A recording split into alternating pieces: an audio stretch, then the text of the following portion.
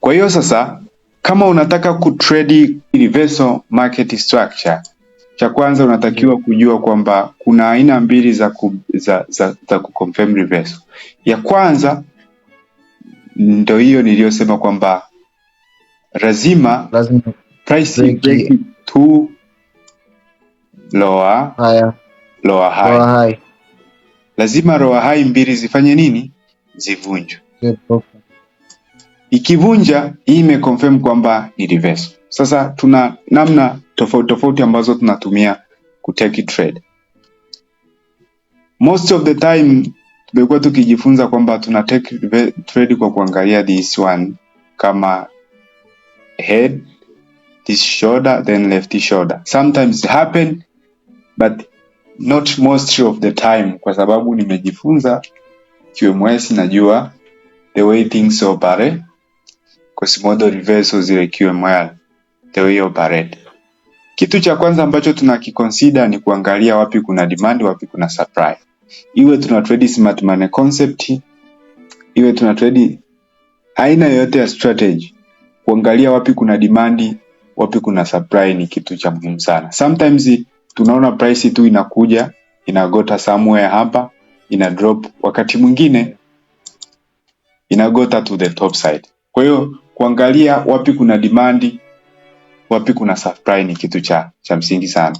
In other way, hii hapo in uptrend, lakini in downtrend, ili ku confirm change of the structure, it means that lazima to break this to higher, I mean lower high. Kwenye uptrend ni higher low, lakini kwenye downtrend ni lower high. Kwa hiyo hizi tukizivunja, it means that tutakachokuja kubaki kutafuta hizo demand iliyoko chini au demand itakayokuwepo kabla ya kufika wapi? Ya kufika huko chini. Everything is applicable. Hiyo hapo ni namna mojawapo ya kuconfirm change of the market structure. Sawa, hiyo ni ya kwanza. Ya pili yenyewe ni hii. Tunaweza change structure kwa kufanya break ya nani moja tu, ya lower high, higher low moja tu. Lakini baada ya kufanya break ya lower high moja, at least price tutengeneze lower high then another lower low. Kwa hiyo tuna break a higher low moja na tunatengeneza another lower low. Hii hapa ndio inatuashiria sasa kwamba tumechange nini? Tumechange structure. Na wapi tunaingilia sokoni? Same case applied. Tunaangalia wapi kuna demand, wapi kuna supply. Okay? Wapi kuna demand, wapi kuna supply. Inaweza ikawa ni huku juu ama hapa. Itategemea kama hii price ita return on this way na ikatengeneza certain of liquidity ikarudi, alafu ndo ikarudi ku grab this one, we can take it from here. Lazima tutengeneze liquidity. Kama hatutatengeneza liquidity, manake tuta take this as an inducement. It means that kama tutarudi,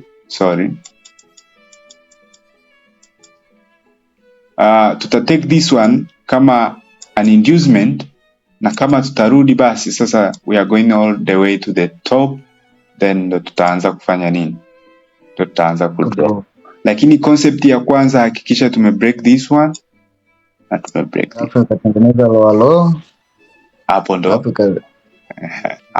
ndo uta confirm change of the market structure. Kwa hiyo hii hauwezi ukaikuta kwenye kozi ya mtu yoyote ikikuelezea, ila ukikaa ukiangalia soko unaona kwamba these things going this way, these things going this way na vitu kama hivi. Kwa hiyo unapata the whole concept ya vile market inajaribu kufanya nini? Inajaribu kuoperate. So let me show you some of the examples ambazo tuko nazo. Kwa mfano, this Euro USD, sawa? This Euro USD. Tuna ka break kadogo sana ambako kameonekana hapa, but kwenye 1 hour time frame ilikuwa inaonekana kwa ukubwa kwamba we had this break over here